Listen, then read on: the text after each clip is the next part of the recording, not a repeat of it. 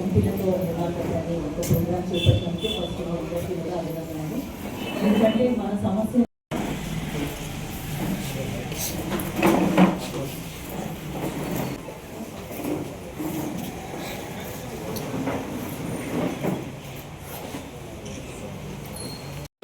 BC JAC పిలుపు మేరకు ఎంపీలతో బీసీల ములాఖత్ అనే కార్యక్రమంలో భాగంగా ఈరోజు హన్మకొండ పార్లమెంట్ సభ్యురాలు డాక్టర్ కడియం కావ్య గారిని బీసీ సంఘాల జేఏసీ వరంగల్ ఉమ్మడి జిల్లా కమిటీ తరఫున మేడం గారిని కలవడం జరిగింది.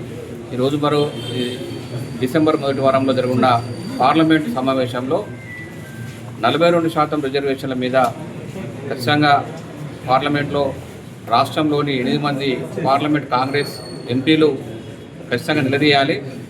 కేంద్ర ప్రభుత్వాన్ని నిలదీసి 9వ షెడ్యూల్లో పెట్టి రాజ్యాంగ సవరణ చేసేవారు కూడా మీరు మా బీసీల గురించి ఉద్యమించాలని చెప్పి మేడం గారికి అందరం తరఫున రిక్వెస్ట్ చేస్తే మేడం సానుకూలంగా స్పందించి ఖచ్చితంగా రాహుల్ గాంధీ గారిని కలిసి వారిని అందరినీ కూడా ఈ చట్టం చేసే విధంగా మేము అందరూ ప్రయత్నం చేస్తామని చెప్పి ఎంపీ గారు చెప్పడం జరిగింది.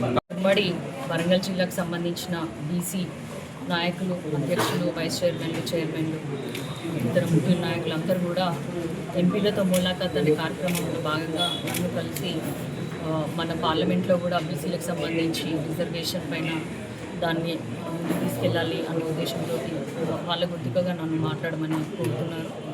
అదేవిధంగా మన రాష్ట్ర ప్రభుత్వం ఏదైతే ఆల్రెడీ అసెంబ్లీలో తీర్మానం చేసి గవర్నర్ గారికి ఇచ్చారు అది అక్కడే ఉండిపోయింది. స్టేట్ నుంచి నేషన్కి పుష్ అవ్వట్లేదు. అది ఆ విషయం కూడా నేను వారికి చెప్పడం జరిగింది. వారికి కూడా తెలుసు. మొన్న ఏదైతే బీసీ బంద్ అని చేపట్టడం జరిగింది అందులో అన్ని పార్టీలు మద్దతు ఇచ్చినారు. మరి వద్దు అనే దొంగ ఎవరు అనేది నేను అన్న వాళ్ళని అడిగాను. వాళ్ళకి కూడా తెలుసు క్లియర్గా ఎవరైతే మద్దతు ఇస్తున్నారో వారికి సపోర్ట్ చేస్తూ మేము మా బాధ్యతగా ఇక్కడ ఉన్నటువంటి నాయకులు కానీ మన సీఎం రేవంత్ రెడ్డి గారు కానీ అక్కడ రాహుల్ గాంధీ గారు కానీ మేమందరం కూడా బీసీల కోసం ఎప్పుడు కూడా నిరంతరం అడుగుతూనే ఉన్నాం, ప్రశ్నిస్తూనే ఉన్నాము.